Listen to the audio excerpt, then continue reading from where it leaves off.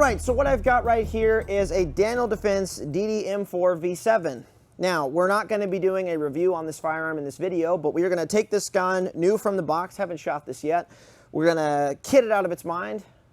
We're going to do a couple things to it. We're going to take it to the range, we're going to zero it, we're going to see what kind of groups it can hold, and then we're actually going to run drills with it. We're actually going to shoot the sucker. We're not just going to shoot it from a bench.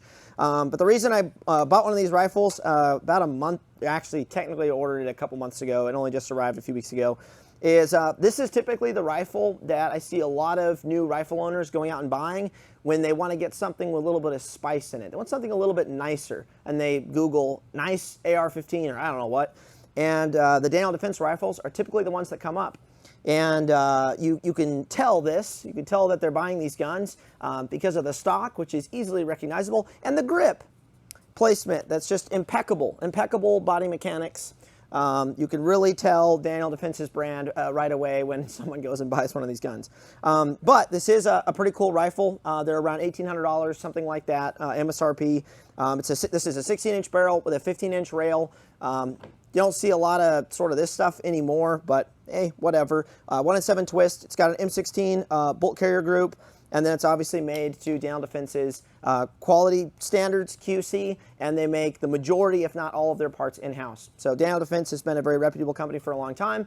I have questioned certain political things they've done in the past, and I still will, obviously, just like with any company. But these are guns that tens of thousands of people own as citizens to preserve life and protect their families. And so we're going to be shooting this gun a little bit and seeing what's going on. So first things first, the kit that comes with the gun, I get one of their 32 round magazines, one of their proprietary, well not proprietary, it's a 32 round magazine. An extra butt pad it looks like to give myself a, this is kind of lame actually, in my opinion. So it gives you that 416-esque stock that's going to roll on your shoulder. Not great, actually. In my experience, shooting 416s with the standard stock, it's not great. Doesn't look like there's any M-lock sections. That's kind of funny. So if I want to mount a light to this, I'm going to have to go buy an M-lock section or something like that, or get a direct M-lock, sort of a light situation. So let's talk about actually building the rifle out with some accessories right out of the gate. So the first thing I'm going to do is I'm going to take this stock off. No particular reason, I'm just not the biggest fan of it. So the stock is very stiff to remove. It's quite obvious Daniel doesn't want you removing their fine masterpiece. But we're gonna substitute that with a Magpul CTR, just something real basic, not super expensive, but give it a little more of that standard M4 look. So that's what we're gonna do. And then we'll leave the grip here because it's impeccable. It's really solid. Well, I want to leave it, but I do have to move it because there's one thing I'm going to do to this gun. So this rifle in particular, this is kind of how I build guns out, is first you got to come up with a purpose behind the weapon.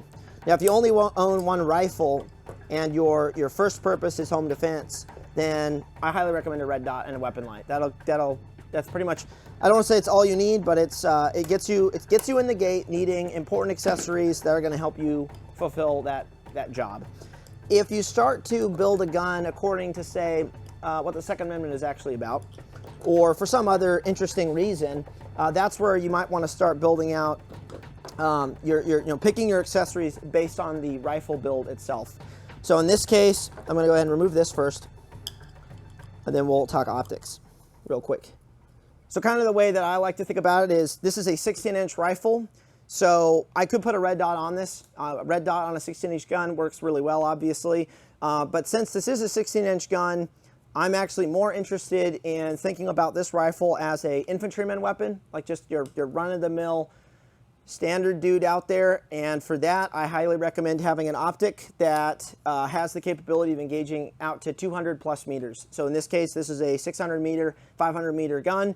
I actually want to build this gun out with that capability in mind because I have the barrel length to support that. If I want a dedicated truck gun, dedicated bag gun, dedicated home defense gun, that's probably going to have a shorter barrel, and that's just going to have a red dot because I'm probably not taking that gun out to distance. But because I have a 16-inch rifle right here that's already a little too big to put in bags. I mean, obviously you can make it work. You could split the lower from the upper. I'm just going to go ahead and embrace the size of this rifle, the capability of this gun, and I'm going to pick a magnified optic. So for that, what I have over here is this fine collection of Trijicon ACOGs. Now, I'm a big fan of the ACOG. I think the ACOG is still a very applicable optic for most people out there. I know the LPVO situation right now is super trendy. Everybody wants a 1:6, even though on 1X, generally, they're not always very good. On 6X, they are really nice. They have good glass clarity and whatnot. But there's some downsides to the LPVOs. They're generally a lot less durable than a standard red dot or even an ACOG.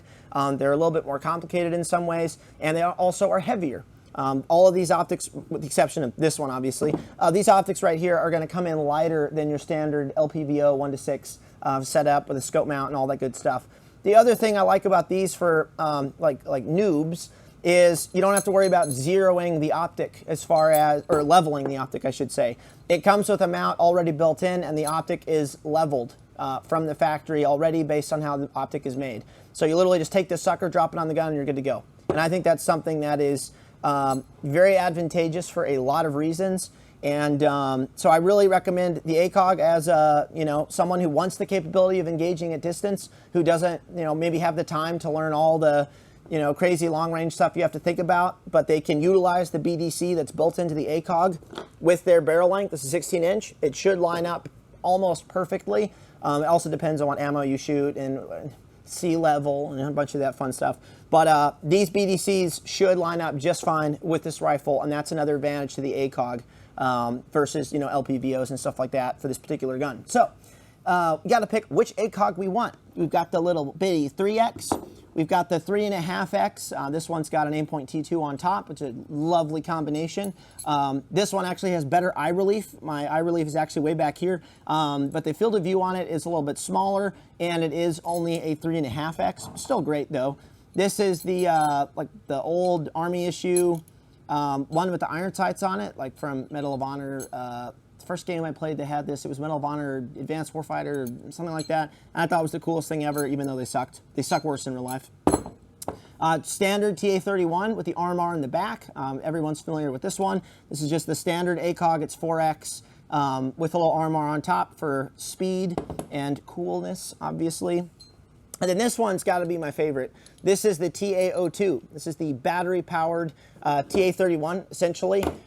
This is a 4X ACOG, and it has mounting screws in the front so that I can actually mount my RMR or similar optic to the front of the ACOG. There's a lot of benefits to this. If I'm wearing a helmet with a night vision mount, typically that will bang into this when I suck down into the ACOG to get a sight picture.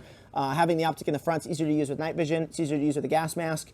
It looks better, looks cooler, looks are important. So I'm probably going to go with this on this particular build. If we want to get real wild though, we'll just put this sucker on there.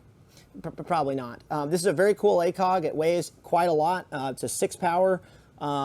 They put them on machine guns and stuff, and we've got a little piggyback RMR on the top. We'll save this for another video.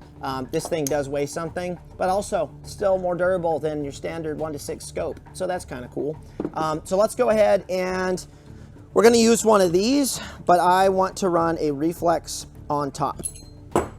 So just pulled this off of an MCX, so that's a gun we'll have to zero again. What we're going to do, people love to talk crap about ACOG eye relief, and I can understand why if you're running a issued M4 that has a Knight's rear sight, like a USMC rear sight or whatever in the rear, and you're not allowed to move that, so your ACOG has to sit way up here.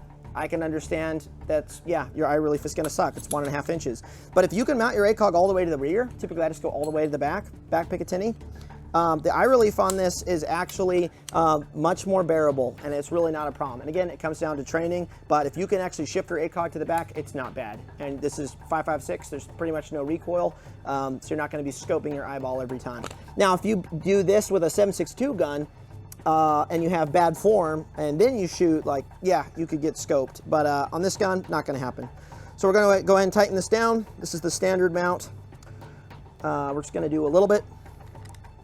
We're all the way in the back of the Picatinny. Boom, nice. So now we have an optic that gives me the capability of engaging out to 400 or 500 meters, even 600, obviously. And then I have my little reflex RMR up top. that I can use for, you know, all my high-speed awesomeness. Weapon light. So we got to add a weapon light to the gun. That's the, I would say weapon light comes first, but since this gun did not come with a sighting system, sight goes first. So we got to have an optic or iron sights first. But now the next thing is going to be a weapon light. Either a weapon light or a sling, because it holds the gun to you. So what I have here are two different Surefire lights. This one has the Picatinny. This one has no mount at all. This one has our light bar, which is M-LOK. So I could just light bar this dude to it. That could work. So I mounted the light up in the upper region of the M-LOK. Does it really matter where you end up placing the light on the rifle? Yes and no. The big thing is you want to have some good intuition. So in this case, I'm going to run a pressure switch, the Surefire pressure pad, back here in an M-LOK section using the Magpul ST07 little holder.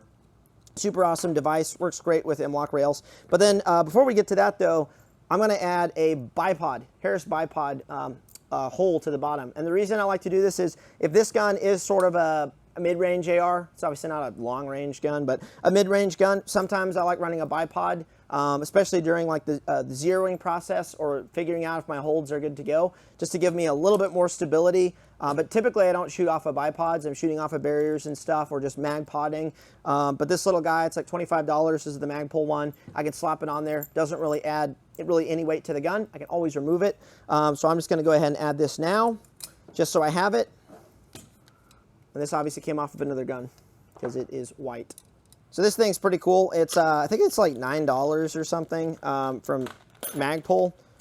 Just a little retainer to go into an M-LOK slot that keeps your pressure pad attached to the gun without having to worry about Velcro, electrical tape, or super glue.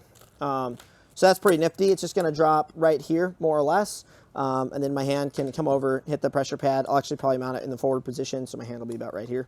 So that's basically what it looks like when it's all said and done. So the pressure pad is stuck. It ain't going nowheres. It could obviously still break, but like right here on the light. But then I just have to hit that pressure switch to activate the light, and I will be good to go. So that is pretty cool. So the next thing is taking this abomination of a vertical grip and putting it back where Daniel Defense intends. Oh, just kidding, won't do that. Nah, maybe later. But does this gun need a vertical grip on it? The answer is maybe, if that's something you're into. Because this is a gun that I'm probably going to be shooting off of barriers a lot and shooting distance and whatnot, and I have room, I'm not having to brace my hand off of something to roll my thumb and hit pressure pads and whatnot. No, I'm not going to run a vertical grip on this. The only thing I don't like about these little skinny M-LOK, well, there's a couple things I don't like about skinny M-LOK rails like this, but one of them is it is kind of slick. There's no like Picatinny section to kind of, you know, hold your hand in place. That's what I really like about quad rails. The other downside to these is they heat up really fast, like 2 mags in, and you can't really hold it anymore. But so what I might do is, I do have a M-LOK section here. If Daniel provided one, that would be really cool. But I could actually put that on the bottom, like right here, and that could kind of give me a reference point of where my hand needs to go, although I don't normally need that. I kind of know where I need to go. And just give me something to kind of grab onto. And it's super cheap. You probably already have one. You don't need to go buy something crazy. If I were to add something, it'd probably be a BCM grip reversed backwards. But we should be good with the way it is. We should be fine. So this gun would not be complete. This would not be a completed T.REX gun without a paint job. So let's get to masking. So we've got all the important parts taped off, magazine well. I found it useful to not let paint get in there. My optics, obviously, my windage turrets, if they are exposed, so that I still have that data on there if I have to make adjustments, like on this RMR. I taped the muzzle, which in hindsight, I don't really need to do that because this doesn't take suppressors, but nah, I'll do it anyway. Front of the Surefire. Don't want to block my light output, obviously. QD cups, those can be painted. Never had any issues with those. We're going to let the buffer tube get painted. That's actually going to, I've got a little bit of rattle in my stock. Some paint right here may actually help with that. Otherwise, I can shim it with tape to keep the rattle, kind of eliminate that. And we're good to go. Good to start painting. If you want to actually paint over the top rail or mask it, you can. I've done that on some old guns, but I haven't found it to make a huge difference when paint is actually on there, so I don't care.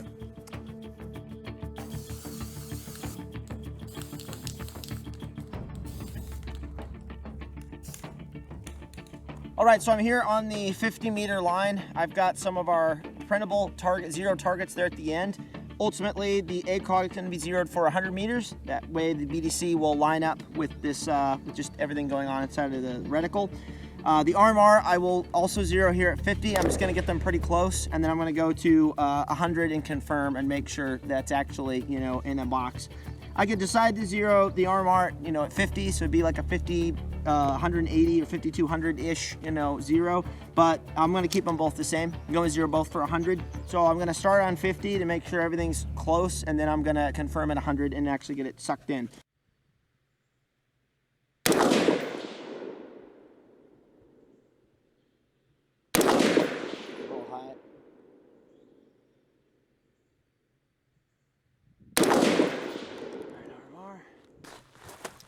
So we had, I want to say that was my group earlier.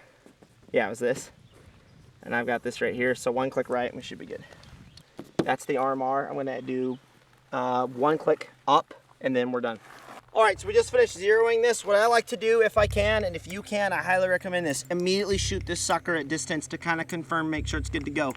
Paper says one thing, steel says another. We've got no wind right now. I'm shooting 55 grain ball. If there's a little bit of wind, that stuff's flying. Our first target is going to be 170. Second target's 290, so 3. Third target is 340. Miniband should be 4. Impact.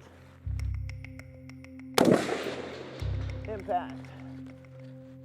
This is 330. Right side.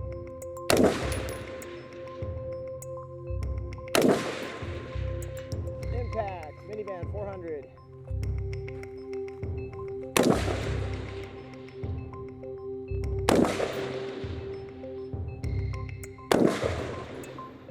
Impact.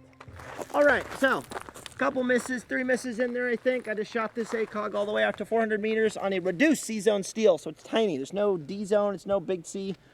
With the 16-inch gun, I was on my BDC, I was holding the 4 at the bottom of the steel, so it's not like 100% lining up with this ammo, but that's pretty solid. Just running off of this BDC, having never shot this gun on those targets with this barrel.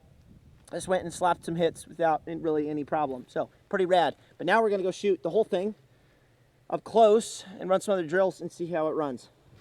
So this is not a review video, but I do like talking about what I find. And this rail does not appear to be compatible with the Magpul QD sling cup. So this is, I just put the, I had the sling on here when I was zeroing, but I wasn't actually putting weight on the sling, so it didn't pop out. But the actual QD cups are not engaging, and it's not because of the paint, because I know people will say, well, you painted it. Let's see if I can show you. Gun's clear. We'll have to get in there. The QD cup is not pushing down enough for the ball detents to actually engage on the other side of the rail. So either the material's too thick, which I don't think is a problem, or the Magpul QD is just not compatible with their QD holes. All right, so the first drill that we're going to be running, primarily running the RMR, don't think I'm going to run the ACOG on this one at all, our max distance is 25 meters, is our 50-round carbine course of fire that's on our website on the drills page. This is just a real simple 7-string course of fire that's, always the same. It doesn't change. And I use this to benchmark a lot of guns, benchmark myself as a shooter. It's got close range work, target transitioning, a little bit of movement as well. And so we're just gonna see what happens. We've got one mandatory reload with the first string of fire being from a low ready headshot. So head box here, shooting our D-zone USPSA target. We're good. Credit card. It's not in the credit card, but we're good. 0.69. You know what that was? Stupid ambidextrous safety catching on my glove. For this one, it's going to be, this is a variable round count, all 3 targets. Single shot into the center, 2 onto the left, 3 onto the right, 4 in the center for a total of 10 rounds. I have that in the gun. Gonna run the RMR. Let's do this.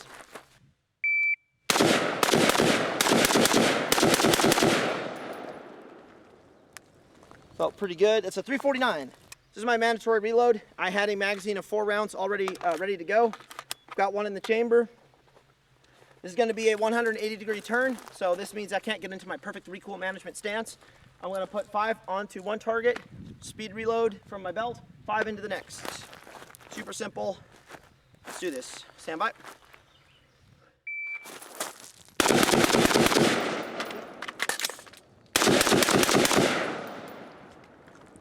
Not too bad, but I was definitely off my feet a little bit, which is what we're looking for. 539. Not too bad. All right. This next one's going to be 2 into the head box on one of the edge targets, run back to the 25, 2 into a head box. I will run the ACOG for this and hold top of, probably aim for the credit card box, and we should be good.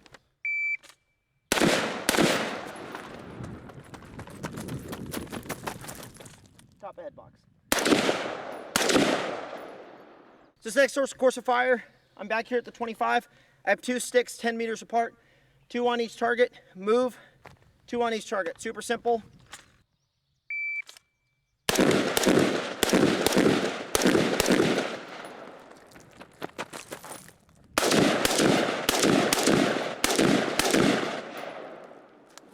Not too bad. 10. Normally do it in about 9. So for the last string of fire, we're going to be here at the 25. On buzzer, move towards the 5-meter line and engage 4 rounds on each. Any order, I usually go left to right. This is all moving in depth, and I'll run the RMR for this. Stand by.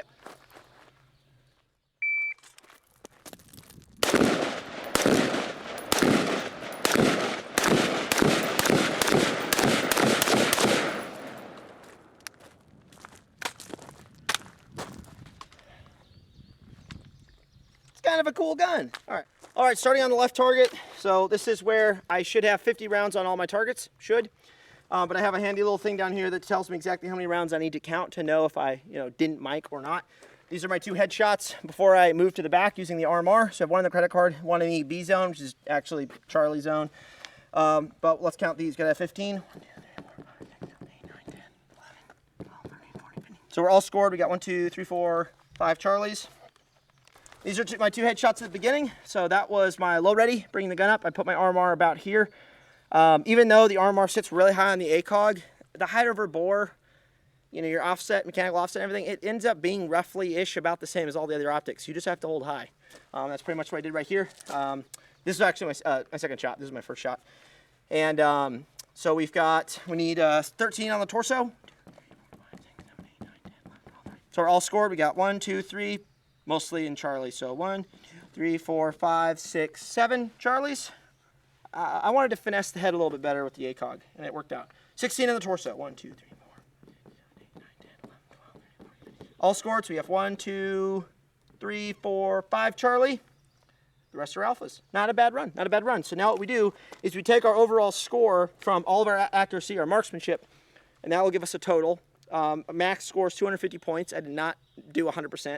And then we're going to divide that by our time, and that gives us our hit factor. And then I can compare that across other guns and see what's going on. So we're going to go total this up, see what's going on before we move on to the next drill. So my total time for all the courses of fire combined was 37.89. Normally I'll shoot this in like a 32 or so, give or take a little bit. So there were a few where I was extra slow, and I can see which ones. I had 216 points. I never want to go sub 200 on this one, and that gave me a hit factor of 5.7. I'm looking for definitely over 5 on this one. I'll hit 6 on occasion, 6.1, 6.2.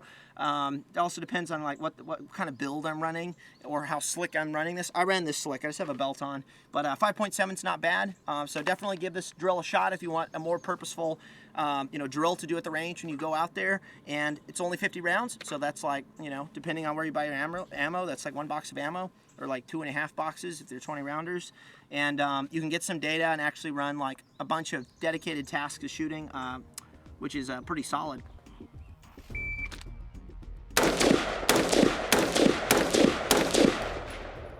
397 on left target.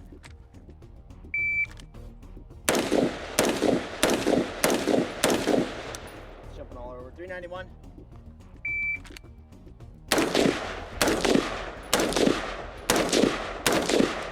Charlie on the left side. 502. ACOG work.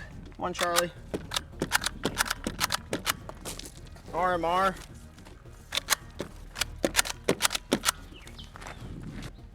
Delta. Probably swapping into the RMR.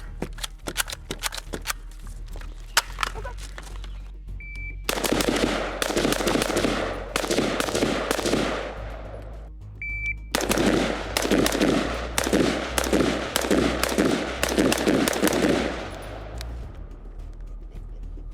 46. Nice, nice, nice, nice.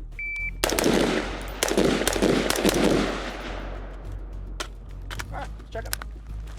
On this guy, I've got 1 Delta, all alphas. My close target.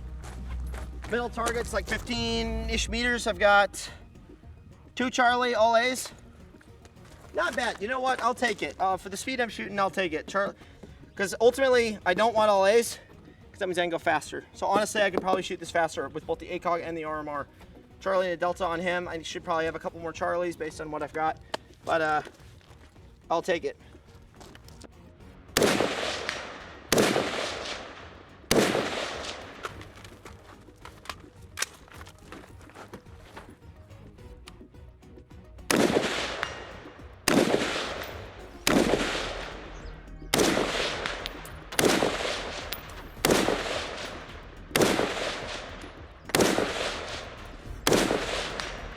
So this being a 16-inch rifle is a little unwieldy inside of a confined space like a vehicle. There's a couple things we can do. First off, sling, I'm going to ditch.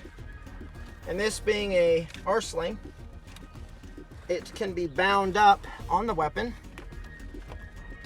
in such a way that I can still engage, I can still shoot, I can still work the safety. Just need to make sure there's a little bit of slack there. I can still work the safety and the controls, load, do everything, and then when I actually want the sling, I can deploy it. I can also run the stock choked in if I really want to. And that makes it a little better inside the car.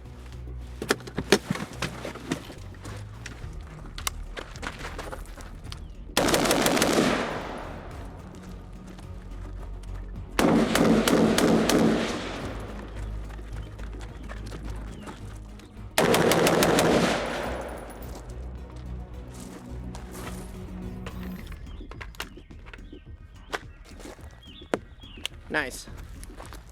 No! I felt him. I knew it. So we've just concluded shooting this gun with a total of 590 rounds, give or take a few here and there. But we brought all these mags out and loaded a few here and kept the empty separate so we had a round count on this gun. Now, is that enough rounds to break a gun? No, absolutely not. Now, some guns will start having failures sooner, and that's a huge problem. There's a couple things that I've noticed about this gun so far. So again, this is not a review. This is just in general. Not a fan of overly extended ambi safeties. Now, I'm a right-handed person. I like 90-degree mil-spec safeties, so the ambi thing doesn't do anything for me. For you lefties, absolutely, so, you know, whatever. Something that they do is their bolt release right here is an extended, enlarged ping pong paddle. That is really nice as something just out of the box, but it means you will not be able to put on a Magpul bad lever, if that's something that you're into. I like that sort of thing. I think it's kind of cool. The Daniel Defense stock, for whatever reason, pretty much everyone takes them off, at least everyone I've talked to, and they replace it with something cheaper, like this Magpul CTR. I think part of it's the aesthetic. People aren't real interested in a gun like that, and aesthetic does play into, you know, what people are willing to shoot and see and run around with for, you know, an entire day. I've been shooting this for the last 4 hours. Let's see what else. The QD cups, just as a clarification, these are BCM QD cups on my sling, and they are not indexing with the built-in QD on this particular rail. It's not the little detents are not popping into place. So I have a Magpul adapter right here so I can actually run a sling. There's probably QD cups out there that do work with these, but the BCMs do not. So you may have to finagle those on the rail. Kind of sucks, but it is what it is. Something I did notice right out of the box, and I will, full disclaimer, we paid for this gun. We did get it at discount, like a dealer discount, but we did buy this. It wasn't sent to us for free. I'm not paid to say any of this. But the interesting thing with this is, I'm pretty sure they knew who this gun was going to, because we did kind of order it direct as T.REX Arms, but it doesn't look like this gun got any sort of special QC, even though they knew it was going to our armory. So that's cool, but what I did notice is the rail on this particular weapon that we got was not straightened to the upper receiver. Now it's something that can be adjusted, finagling with the screws here, but right out of the box, that is something I noticed and was like, well, cool, if I put a laser here, I'm off kilter. If I put a fixed front sight post here in the rear, that may cause some issues. I may not actually be able to get that zeroed properly. So that's a little thing that's like, okay, that could be fixed by yourself. Kind of sucks, especially for an $1,800 gun, but how often does this happen on these guns? No idea. I'd have to go buy 10 of these and actually give you a percentage, so I have no clue. Grip's not horrible, not a huge fan of the grippy, but whatever. Probably my biggest complaint to this rifle, because this is an $1,800 gun, is the trigger. This is like a 7-pound mil-spec trigger, at least this one in this particular rifle, and shooting at distance, that does not help. Now it's still, it's still me sucking, not knowing my holds, not having shot this gun very much. I just need to learn this particular weapon, this optic, barrel, ammo, all that combined. But at the same time, having a 7-pound, 6-pound mil-spec trigger is not that helpful. If I'm spending $1,800 on a gun like this, I kind of expect it'll have something like a LaRue MBT, an ACT trigger, an ALG trigger of some sort, a QSM or whatever, not this just plain old mil-spec trigger, which maybe Daniel says this is some special trigger. It's not. It's some mil-spec, super heavy, whatever. So that would be kind of nice. I mean, obviously you can replace your own. Probably the best thing about this gun, let's be honest, the polymer dust cover. Ounces equal pounds. That thing right there, I really noticed it on my last course of fire. That was, like 3 minutes long, just running and gunning, a couple hundred meters, just blazing and blasting. Totally noticed the polymer dust cover made a huge difference in my marksmanship, my capability not being winded. So that right there, big brain, really like that. But charging handle's actually not bad. It's just a big ambi fat charging handle. It does not have gas buster capability, but it's something you can grab onto, charge the weapon. That's cool. Skinny M-lock handguard, not a huge fan of those, but it is what it is. It works. Muzzle device, not too bad. And you guys probably noticed the gun is overgassed. But Daniel does this for a few reasons. One, so this gun is reliable and we shoot every kind of ammo out there. And I mean, that is kind of cool. If you're selling this gun as like a rifle that can go to anyone and everyone, and they don't have to know a whole lot to take the weapon and start employing it. Having a little bit of overgassing is probably a good idea for people shooting wolf ammo and Tula and all sorts of other stuff. I obviously, could play with the buffer and fix it up a little bit, not have my casings shooting all the way forward. But as you could tell with all the drills that we shot, wasn't a huge difference. It will just kind of beat my parts a little bit faster, and that's something obviously to pay attention to. So. But pretty cool gun for what it does. So we've gone over shooting this gun, talking about it, maybe answering some of y'all's questions, whether this is a good rifle to buy. And in my opinion, yeah, it's a pretty good gun to buy as a first rifle, especially a first rifle. You're going to spend a little bit of extra coin for the name, a couple of the things on here, but for the most part, is this gun going to send a bullet and it's going to do the job? Absolutely. Now the question is, why on earth is T.REX Arms producing this video this month, this week, right now, right after a tragic world event has occurred? Well, the fact of the matter is, T.REX Arms as a company, and myself as well, are not going to capitulate to the demands of terrorists or the leftist mob. And we're not going to allow a world event prevent us from trying to serve our customers with recommending quality hardware for preserving life, or talking about companies and how they go about what they're doing, because that is the goal behind the company. And the reality is, it's sad whenever we see a firearms company who gives in to whatever the the leftist mob or whatever people are saying, and they basically give in to the idea that they're responsible for the act that occurred, the lawlessness that occurred by the individual. And the fact of the matter is, no, Daniel Defense is not responsible for how people use their product. Now, it's a different story if Daniel Defense knows wholeheartedly who they're selling to, and they know that person's up to nefarious deeds or wants to go out and commit murder, mass genocide or murder. Like, yeah, that's a different story when you knowingly sell to someone who is going to engage in those acts. But if you are selling firearms to everyone with the intent to preserve life and put down evil people, and someone happens to buy your product and go and do something horrible with it, it's not your responsibility. And it's sad when we see firearms companies giving into that, basically accepting responsibility for it. And they shouldn't. They should double down and say, no, that we condemn this type of behavior that's happening. We're going to sell guns even harder to the good people who can, engage a person like that and take them down. Sell to, responding individuals who can actually make a difference. So it's sad whenever we see a large company like Daniel Defense give in to that, withdraw from the NRA convention. I mean, we know NRA is but withdraw from the NRA convention. They should go there. They should go there and talk to people, educate people on firearms, why they should own AR-15s, why they should buy this particular rifle, why it does, a great job of, providing defensive capability to individuals. But no, they want to give in to, the mob and really upset people. And that's something that's super sad. And as a community, that's something we can't give into. That's how we get new firearms legislation every year. And people shoving stuff down our throats is because we back down and we go, oh, well, we can't post about that this week. Maybe we can post about it in a month or so. No, that's the most thing that I've ever heard. I posted a story on Instagram. I'm kind of ranting, but I'll be over here in a minute. But I posted something on Instagram asking, hey, should I do a video on this gun? Because I've been planning on doing a video on this gun for the last month. We've owned this gun for quite a while now. And people said, no, this is the wrong time to do it. Keep in mind, these are pro Second Amendment, pro gun people saying, nah, it's not a good time to do it. Well, I asked them, well, why? And when is a good time to do it? And they didn't have an answer. But what it is they're giving in to the anti-gun folks. So that's a huge problem. It's something that we need to talk about, something we need to address. And I'm really disappointed when firearms companies give in, such as Daniel Defense, because they manufacture awesome products. This is a very good rifle. It's a very decent rifle. Is it the best gun out there? No, it's not, because nobody knows what that is. But it's definitely a solid rifle, that's for sure.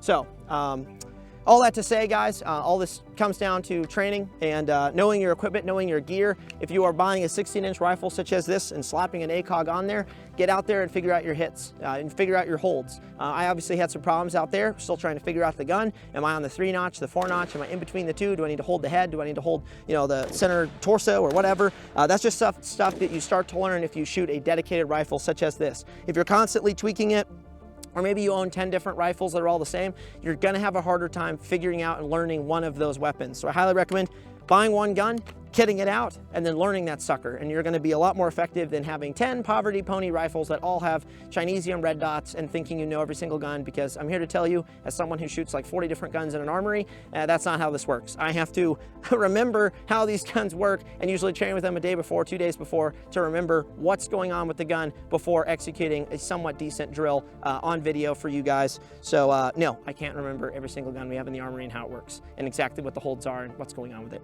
So with all that said, train hard, be safe. If you guys are interested in the drill that I shot early on, the 15-round carbine drill, we have that on our website for free. Demonstration videos showing you guys how to shoot that. You just need 25 meters of space, the ability to move a little bit, engage 3 different targets. It's pretty straightforward, and that'll get you going. Catch you guys next time.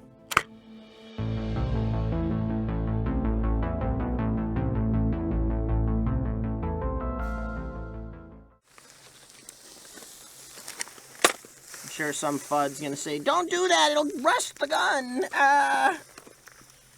This is how we do it here at the T.REX range. We got work to do, places to be, targets to shoot.